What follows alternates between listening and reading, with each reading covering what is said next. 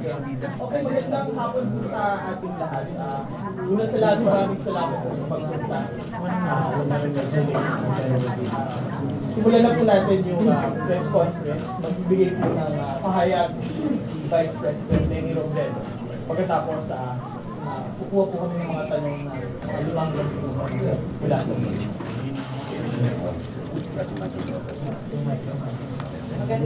Magandang hapon sa inyo lahat.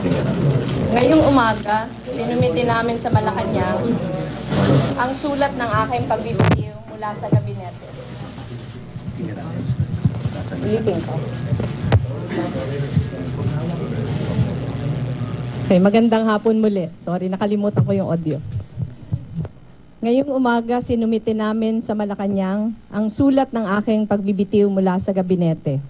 Nakasaad sa aking sulat na I have exerted all efforts to put aside our differences, maintain a professional working relationship, and work effectively despite the constraints because the Filipino people deserve no less.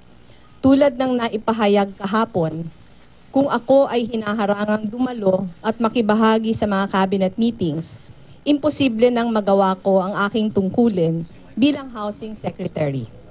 My highest loyalty is to the Constitution and to you, the Filipino people.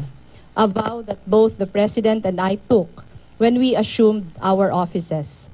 This means I must be free to speak my mind, to protect you and your dreams and your future. Ang kapakanan ng ating mga anak ay matitiyak lamang ng isang gobyernong nakikinig na bukas kahit pa sa mga salungat na pananaw. Kaya't lagi nating ipaglalaban ang karapatan ng taong bayan na malayang maipahayag ang kanilang damdamin. Sasanggalan natin sila at ipagtatanggol upang laging manaig ang diwa ng ating batas. Ang tunay na hustisyang walang kinikilala, mayaman man o mahirap, nasa poder man o walang impluensya. Higit sa lahat, buong tapang tayong magmamatsyag at magbabantay nang hindi na maibalik pa ang anumang diktadurya na siyang kumitil sa libo-libong buhay noong Rehimeng Marcos. We have fought this battle before and won. We will never let anyone revise our history and twist it to turn evil into good. Hindi nating hahayaang nakawin ang pagka-vice-presidente sapagkat iyon ay taliwas sa boses ng nakararami. The vice presidency is not just about one person. It is about you and your rights. What is at stake here is our collective future. Since we released our statement yesterday, many have asked, what is next? I have sensed despair and anxiety, and always that question, what will happen to us now? This is not the time for fear. It is a time for conviction. It is a time for courage. Along with many of you, I have expressed my strong opposition on issues like the Marcos burial. We still hope that the President will reconsider his position on these issues. We will continue to support policies and actions from this administration if we believe these are right and just and will benefit the last, the least, and the lost. If they don't, we will not hesitate to dissent. Ako po'y naririto para sa inyo. Ako'y mananatili para sa inyo.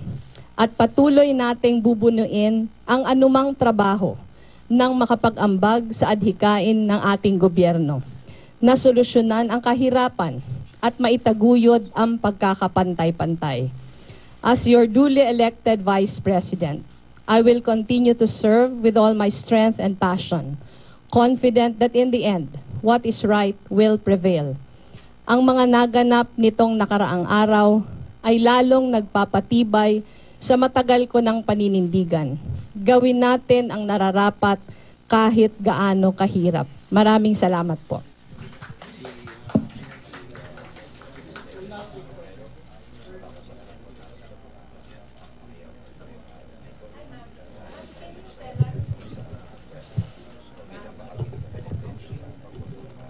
Afternoon po. Good afternoon. Salima Refran of GMA7. Ma'am, can you tell us po, paano po ba talaga nangyari yung mga noon pa po ba may naranasan na po ba tayong or naramdaman na medyo hindi po tayo welcome? O ito po ba ay naranasan na lang natin eventually, yung paggulong na lang po ng mga cabinet meetings? Alam niyo yung pinakaunang indication na hindi na ako welcome nung Friday afternoon. Galing ako sa Pasay, pauwi ako dito sa opisina. Nag-attend ako ng isang forum sa Palupa at Pabahay sa Pasay. Pabalik ako, tumawag si Yusek Boyet D, yung aking Chief of Staff. Sabi niya nakatanggap daw siyang isang tawag mula sa opisina ni Cabinet Secretary Jun Evasco. Ang sinasabi daw ay pinapasabi daw ni CABSEC na hindi na daw ako pwedeng mag-attend ng cabinet meeting sa Lunes. So ang tanong ko sa kanya, aside from sa tawag, ano ba yung ibang natanggap natin? Ang sabi niya, wala na po, yun lang yung tawag. Sabi ko, yung invitation ba to the cabinet, cabinet meeting, nakatanggap ba tayo ng written invitation? Sabi niya, opo, twice nga tayo nakatanggap. Kasi kanina lang na umaga, may natanggap pa tayong revised na agenda.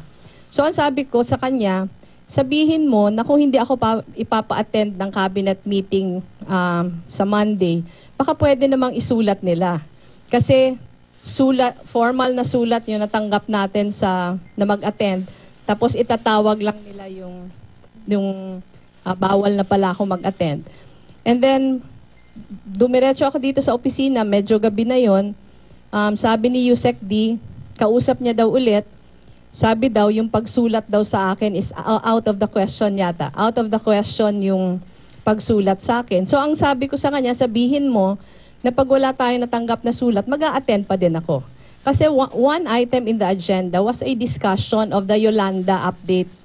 Ano yun nasa resettlement cluster ako. In fact, the whole of Thursday afternoon, I was in Malacanang because I attended the Yolanda Rehabilitation Cabinet Cluster meeting. Ako nga yung pinakamahabang presentation doon. Maayos lahat. Tapos all of a sudden, parang less than a day after, meron ng ganito.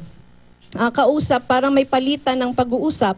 Sina Yusek Boyet sa kayong office ni CABSEC. Ang sabi daw, hindi daw talaga ako pwedeng mag-attend. So ako, initially I was insisting that I will attend. Kasi sabi ko, baka sabihin na remiss ako sa aking duties. Sabi niya, nakikiusap po ma'am na wag ka na talagang pumunta so as not to aggravate the situation. So ang sabi ko, what situation? Hindi naman po sinabi. So ako naman, sabi ko, pasiguro lang tayo, pero yung lahat na report ko sa Yolanda, yung dapat sanang dala ko on Monday, isubmit natin first thing on Monday. So natapos na marami kaming trabaho dito, pumasok ako no Saturday. Saturday morning, meron akong event sa Alabang.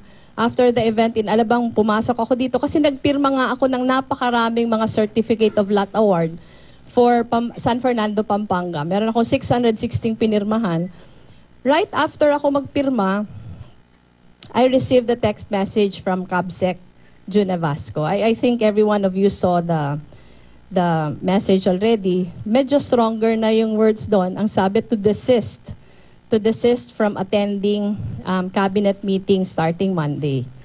So ako naman, medyo iba na yon. Medyo iba na yon, but I was still discussing with my staff, pupunta ba ako o hindi. Ako yung initial reaction ko, kung text message lang, pupunta pa din ako. The following day, I texted Bongo, Sap Bongo, I texted him. Ang sabi ko lang sa kanya, I just need confirmation from the President kasi wala akong direct line kay Presidente. When I need to speak to him, I always go through Bongo. Tinetext ko siya. I sent him, I think, 3 or 4 text messages asking for a confirmation from the President. Dati naman sinasagot ako, pero nung the whole of Sunday, hindi ako sinagot. So I texted CABSEC Jun Evasco. Yung first text ko pa nga, sabi ko, naghihintay ako ng confirmation from the President through Bongo, pero hindi pa ako sinasagot. Hindi din ako sinasagot until nag-discuss kami what we should do. So sinabi ko naman, ako ang instruction from Monday until hindi natin alam, hindi na ako pwede mag-attend ng cabinet meetings. Parang feel-fire na ako. Parang, kasi how will I be able to function na hindi ako mag-a-attend ng cabinet meetings. Na yung housing, alam nyo naman, is not a department. Yung HUDC is just a coordinating council of many agencies. 6 yung shelter agencies sa department namin. Dun sa 6, yung lahat ng recommendations namin, ano na ngayon, 5 months after, wala pa ding na-appoint. Ang may head lang dun sa 6, NHA, kasi yung NHA head was appointed before me. Yung NHA head ngayon was the former planning officer yata of Davao. He was appointed before me, so siya pa lang yun nandun. But all the other shelter agencies, wala pa siyang head. Ito, ilang cabinet meetings ko yata to finalo up. Pabalik-balik din kami following up the appointments. Kasi parang paano makaka-function yung shelter agencies kung wala siyang mga heads. Yung nandun, pinaresign, so holdover capacity.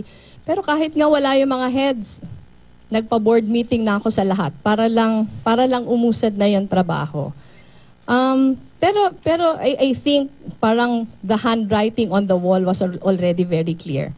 So, yesterday afternoon, nung hindi ako nakakatanggap ng confirmation from SAP Bongo and from CABSEC June Evasco, I decided to issue the statement and submit my letter of resignation this morning.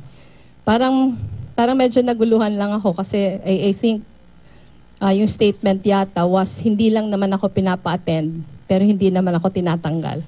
Parang for me, not being able to attend the cabinet meetings makes my prolonged stay as a member of the cabinet already untenable. Kasi marami kaming functions na hindi namin magagawa without the other government agencies. Kaya parang ayoko na maisakripisyo yung housing. Sobrang dami ng problema. Sobrang grabe ng trabahong kailangan gawin. Pag ganito yung relationship namin, mahirap. Yung magsasakripisyo yung tao. Ako, I want to hold on to it sana. Kasi ako naman, ang paniniwala ko, despite the differences between me and the President, makakapagtrabaho naman ako ng maayos. Basta suportahan lang. Pero with this treatment, I don't think I would be able to get the support that HUDC will need. Kaya I decided to resign.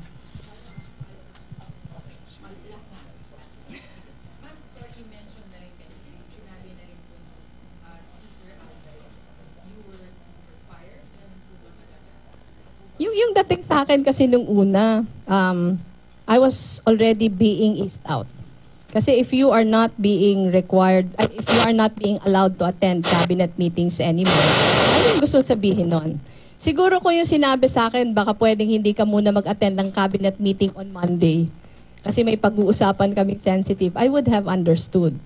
Pero the first message, yung phone call was until further notice. I cannot attend cabinet meetings from Monday until further notice. Yun yung una. Yung text message sa akin, to desist from attending all cabinet meetings starting Monday. So what does it mean? Diba? So yung sa akin, ang dating nga, they are trying to ease me out. Wala na ding sense. Kasi if they don't want me there anymore, chances are I won't get the support. Pero they cleared it this morning. Sabi, last night pa yata, parang the statement was, I was not being fired, but I was just being asked not to attend cabinet meetings. Naguguluhan ako, hindi ko maintindihan.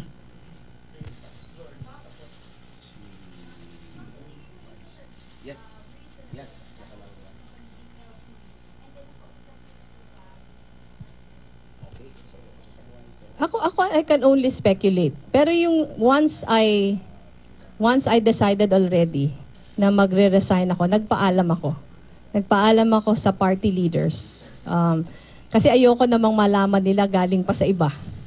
Ayoko malaman nila from other people. So nagpaalam ako sa party leaders.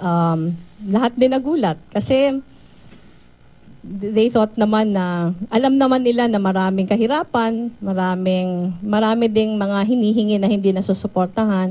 Pero sa akin kasi yung limitasyon, parang I can still work despite the limitations.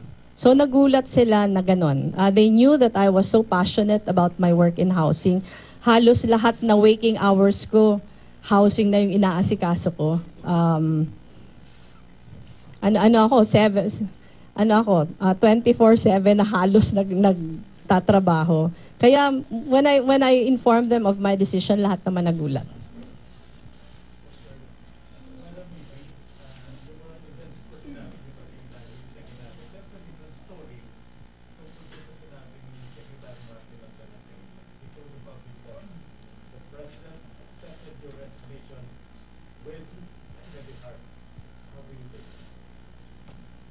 Again, I'm confused. Kasi if he is not, kasi if you say heavy heart, parang malungkot siya na nagre-resign ako. Pero di ba yung hindi sa akin pagpa-attend ng cabinet meeting, parang yung writing on the wall nga, ayaw na nila ako nandun. Alam naman natin yung cabinet position, kami yung alter ego ng presidente pagdating sa housing. I should have his full trust and confidence.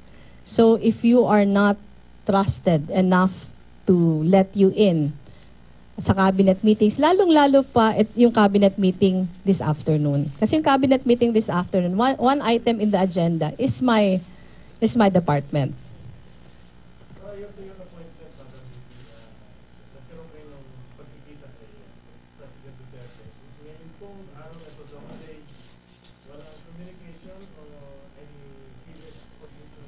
Wala po. Actually, gaya ng sabi ko, yesterday, I was trying to get in touch with him through SAP Bongo. Sinasabi ko kay Bong na I just want to get a confirmation from the President. Pero hindi sinagot yung aking mensahe.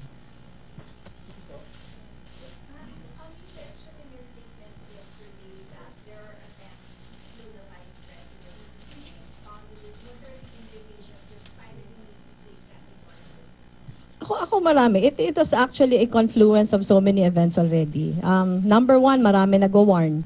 Marami nag-warn that there were people around the President, even people in the cabinet, who did not want me there and wanted Bongbong Marcos instead. Marami ng series of events. If you remember, ang kasama ni Presidente sa China. Ang kasama ni Presidente sa China, si Bongbong Marcos. Siya yung pinakilalang Vice President. Pero yung sa akin, lahat ko yun linunok.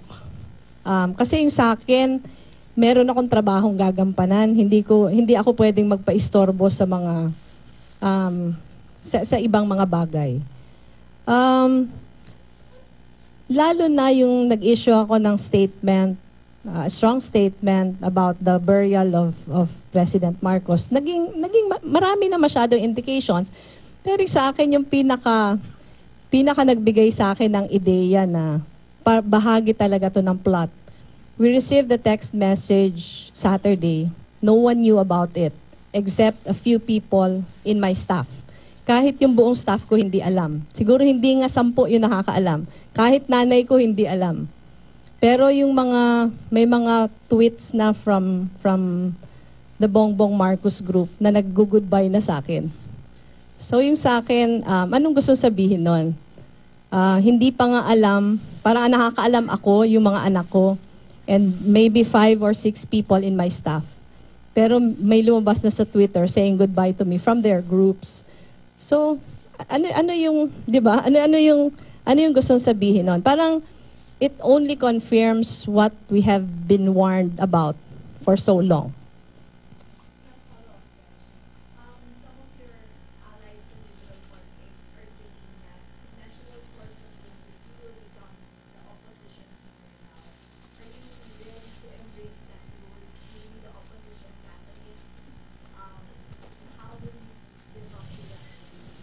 Kasi depende siguro how we define what an opposition leader is. Ako, mag-o-oppose ako sa lahat ng mga polisiya. I think with mas malakas na boses. Mag-o-oppose ako sa lahat ng mga policies na I think detrimental to the Filipino people. Yung aking pag-oppose sa passage ng death penalty, mas malakas na boses. Yung aking pag-oppose sa lowering the age of criminal liability, ganun pa din. Sa extrajudicial killings, malakas pa din. Sa sa masamang pag-treat sa mga kababaihan. Talaga magiging very vocal pa din gaya ng dati. Pero sa akin, paniniwala ko pa din yung success ng administrasyon na to para din sa ating bansa. Kaya yung mga magagandang bagay na sinasang-ayunan natin still deserve support. Kahit pag ganito yung treatment sa akin, palagay ko hindi na ito tungkol sa akin. Yung obligasyon ko hindi na sa sarili ko, pero yung obligasyon ko para sa pinaninilbihan namin. Meron akong mandato, and palagay ko yung responsibility yun, kailangan mag-transcend sa kahit ano pang politika, kahit ano pang hindi pagkakaintindihan sa paniniwala. Pero parate pa ding kokontra sa mga bagay na hindi ko pinapaniwalaan. Yung sa akin naman, if being an opposition leader entails that, then magiging opposition leader ako. Pero hindi ko inaalis sa sarili ko na yung lahat na mga bagay at programa ng gobyernong ito na kinakailangan suportahan, susuporta pa din ako.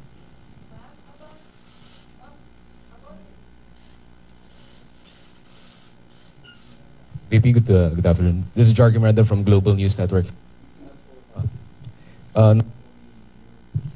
We're the ones informed of the text message from the Cabinet Secretary. We include the CHED chair, Patricia Licuanan. So what does this imply, and what did you think has provoked the President from sending this message to refrain you from the Cabinet meetings? Ako kasi wala din akong ideya kung bakit.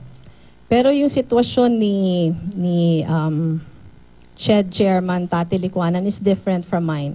Kasi yung CHED, yung kanyang position as CHED Chairman it's time bound.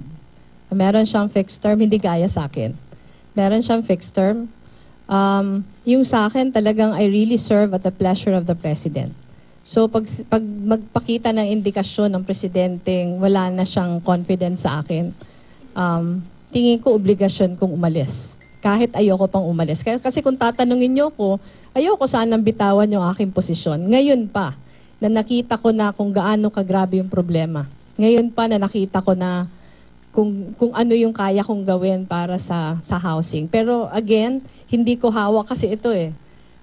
Kung binigyan sana ako ng pagkakataon, magawa man lang yung aking gagawin, yun sana yung makakabuti.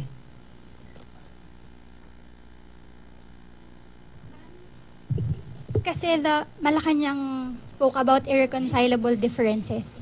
Kung specific po dun sa housing portfolio nyo, ma'am, is there any policy differences po sa inyo ni President Duterte? Mukhang hindi. Before I went down, tinitingnan ko pa lang yung statements. Pinakita sa akin ng staff ko yung statements ni Sec. Martin Andanar. Nakita namin yung statements ni spokesperson Abella. Pareho sila nagsasabi na they recognized the good things that I did with housing. Mukhang wala silang problema doon. In fact, in-extol nila yung lahat kong ginawa. Kasi I think everyone in the cabinet, kahit siguro yung may ayaw sa akin, would say na pinakita ko kung gaano ako kagrabe magtrabaho. Pinakita ko kung gaano ko ipinaglaban yung lahat na issues patungkol sa housing. So ako, I don't think even the President or anyone in the cabinet can say na nagkulang ako. Kahit siguro tanungin yung lahat na housing agencies, ako lang siguro yung HADSI chairman na personal na nag-a-attend ng lahat na board meetings. Ako siguro yung HADSI chair na halos maraming araw sa isang linggo na doon talaga ako nag-uusina. So their statements naman do not in any way imply na yung pagtanggal sa akin was housing connected. Dalawang tanong po. Una, sa pagbibigay ninyo bilang tagapangasiwa ng HUDCC, magiging Vice President naman kayo. Ibig sabihin ba, ano kayo gagawin? Pangalawa, nagparin na si Presidente Duterte nung nandun sa Argentina na pag lumabas yung desisyon ng Korte Suprema ay maaaring magkaroon na tayo ng bagong vice-presidente. Ano ho ang mga plano nyo? Meron po ba kayong team na gumagawa ng mga plano kung sakasakali na mangyari yung Yung una po, sasalungatin ko lang, hindi siguro dahil hindi na ako HODC, wala na akong gagawin. In fact, if you recall, I was appointed late. Kahit pa po ako hindi pa na-appoint sa HODC, marami na po kami ginagawa sa Office of the Vice President. Meron po kaming flagship program, yung Angat Buhay. Ito po yung 5-point anti-poverty program na nakakasana. Umaandar na siya ngayon. And yung sa akin po, yung pagtanggal sa akin sa housing, hindi ko yata maiiwan yung advokasya pagdating sa pabahay. Kaya minute ko po yung aking staff kaninang umaga. Kanina lang po nalaman nung marami from myself yung aking desisyon na pagbibitiw. Sinabi ko na po sa kanila na idadagdag namin na advokasya yung housing. So we will still be working. Siyempre mas mahirap na ngayon kasi hindi na kami yung pinuno. Pero dahil naiintindihan na po namin yung buong problema, magiging very active pa din kami sa housing. Yun naman pong pagdating sa kaso, yun po ay nasa PET na ngayon. Meron naman po tayong team of volunteer lawyers na inaasikaso yung kaso. Bawal po para sa amin na i-discuss yung merits ng kaso. Pero yung masasabi ko lang, kami naman basta magiging maayos lang yung proseso, kami po confident kaming papanalunan namin yung protest case. Yung sa akin lang pakiusap ko din sa taong bayan na huwag tayong magpabaya. Huwag po tayong magpabaya na manakaw yung posisyon sa atin. Kasi pag ninakaw po ito, hindi lang naman ako yung ninakawan, pero buong taong bayan. Kasi ito yung boses ng taong bayan, ito po yung mandato ko po, hindi naman nanggagaling sa Pangulo, yung mandato ko nanggagaling sa mga tao. Pag ito po ay ninakaw sa atin, hindi lang po ako hindi lang ako ang apektado, pero yung buong bayan.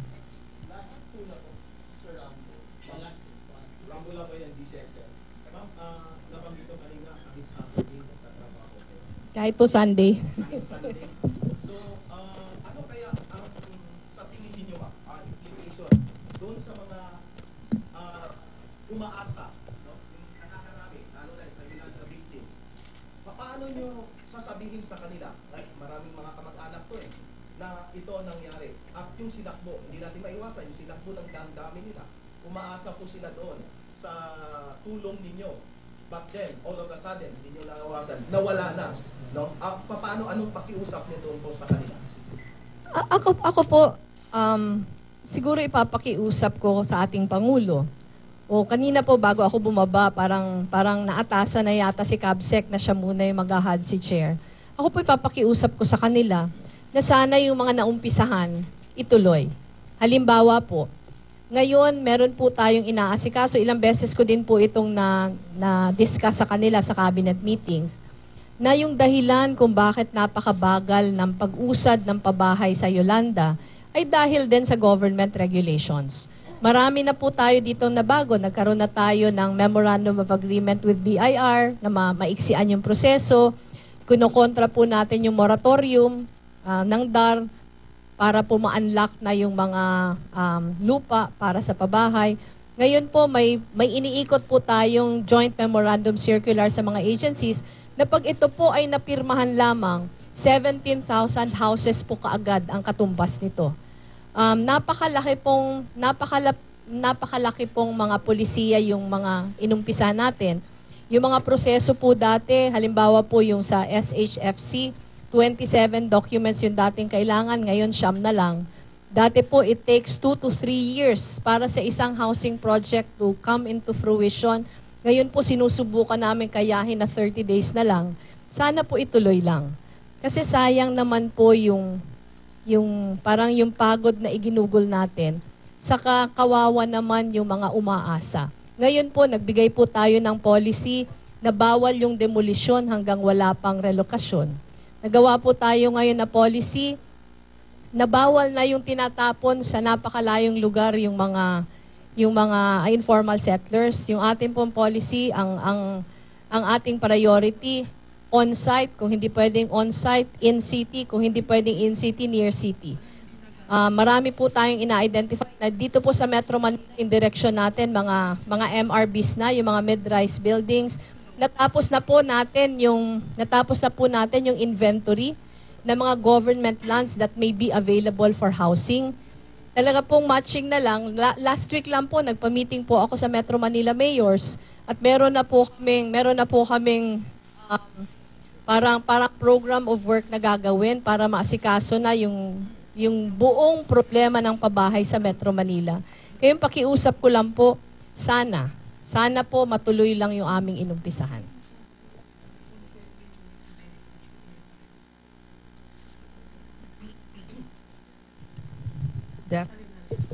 Hello.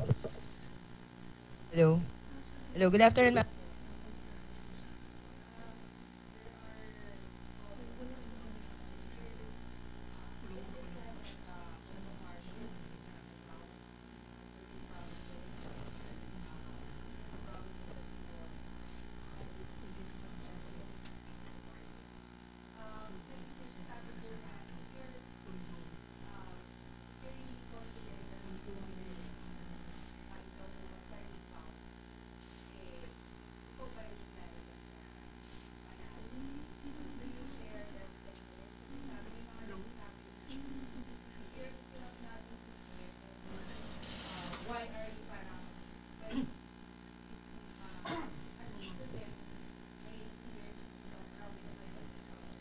Pero yung fears kasing yun, propaganda ni Bongbong Marcos.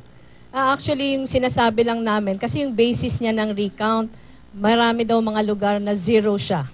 Marami mga lugar na zero siya. Pero titingnan mo, ilan bang mga lugar yung zero siya, saka zero ako? Sobrang daming lugar ang zero ako.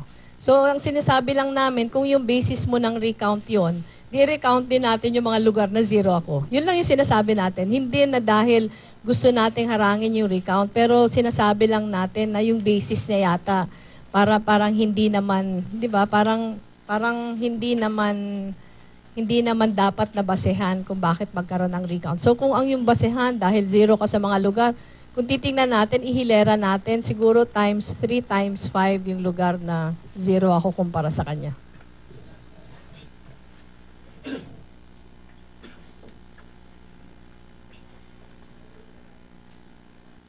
Ruth Cabal from CNN Philippines. Ma'am, the cabinet, several members of the cabinet cited your irreconcilable differences with President Duterte, and also spokesperson Abella said that a cabinet member may express his or her views discreetly and not be adversarial to publicly. What do you think this message sends to people like you and other critics and maybe other cabinet members who have opposing views with the Yung president? sa akin kasi, in a way, tama din. Kasi, alam niyo, yung cabinet members are supposed to be alter egos of the president. Diba? Lalo na dun sa mga departamentong hawak nila. So, ang inaasahan na nag-share sila sinusuportahan nila yung mga pulisiya ng presidente. Yung sa akin, from the very start, it was already clear between the president and myself na marami talaga kami mga bagay na hindi pinagkakaintindihan. Actually, if you recall, when it was first offered to me, when the post was first offered to me, hindi lang kasi naririnig yung boses ko from the other end. But when the president was offering the position to me, I told him I'm interested in the position. But pwede bang pag-usapan muna namin yung parameters? Kasi sasabihin ko sa kanya na meron akong views na hindi pwedeng I will keep my, di ba? I will be silent about. Ang sinasabi ni Presidente, hindi na yun importante. There have been many times that I've expressed my views on extrajudicial killings, on the death penalty, Marcos burial, and always during cabinet meetings, I will tell the President that, thank you, Mr. President, kahit po I'm very vocal about the opposition to certain policies, you have not taken it against me. Naalala ko, sinabi ko yun sa kanya one time when we were about to discuss the Marcos burial issue. Parang I was even assured by the President na huwag kang mag-alala niyan. Huwag mo alalahanin. Tingin ko naman beyond, parang aside from those differences in opinions on some things, ang paniniwala ko, we could have worked well together. Especially as far as housing is concerned. Maraming mga limitasyon yung housing, but those limitations parang kayang sanggain dahil desidido kang ayusin. Kaya nung sinabing irreconcilable differences, parang nagulat din ako. Nagulat ako na yun yung Senate because during the last, I was there, I think 2 weeks ago. We had a NEDA board meeting. The president was there, I was there. Maayos naman. Trabaho yung pinag-uusapan. Pag trabaho yung pinag-uusapan, wala namang kaming disagreement. May disagreement kami sa mga pananaw, may mga disagreement kami sa opinion, pero sa trabaho, wala namang ganun.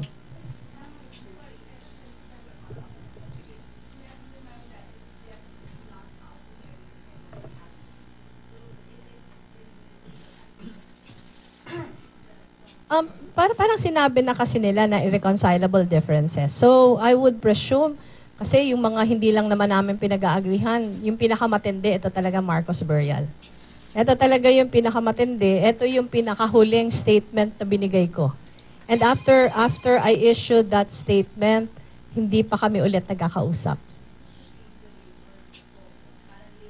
Parang we can only speculate. Or I think it would also be unfair to the president pag sinabi natin na this is the truth. Parang we yun yung nakikita. At least ako, yun yung nakikita ko. Kasi it was the last statement, public statement that I issued. Yun yung pinaka-immediate na dahilan siguro. Kasi if you listen to the statements of Secretary Andanar, Secretary Abella, sila mismo yung nagsasabi it is not housing related.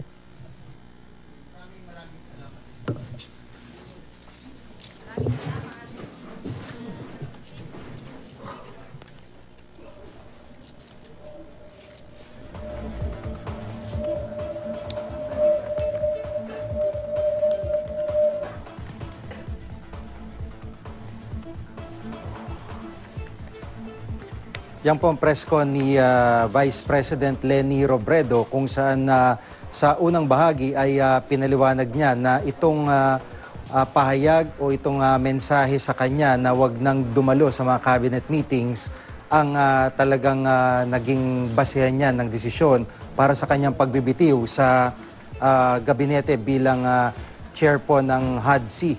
At ayon po kay Vice President Leni, hindi naging malinaw kumbaga yung naging proseso nga kung bakit siya binabawalang dumalo. Pero para sa kanya, kung nilinaw man lang na para lamang sa Lunes na ito, wag siyang dumalo, ay maaari pa niyang kinonsider. Pero until further notice, yung sinasabi nga po dun sa isang text message na ipinadala sa kanya, kung kaya't nagdesisyon siya na magbitiw na lamang bilang housing secretary. At sa ngayon nga po ay pinaliwanag din niya kanina lamang na marami silang differences ng Pangulo at actually ay nagpapasalamat pa siya sa mga cabinet meetings kung kapag ito'y naintindihan ng Pangulo. Pero laking gulat nga niya na mauwi sa ganito ang sitwasyon. Para sa kanya ay nagbabala siya sa publiko at sa kanyang mga taga-suporta na wag hayaang manakaw yung vice presidency at handa siyang ipagtanggol ang kanyang posisyon. At hindi rin daw siya na babahala sa mga recount o anuman na gagawin ng kampo ni dating Senator Bongbong Marcos na nakaapila nga ngayon yung pagkatalo dito sa pagka-vice presidente.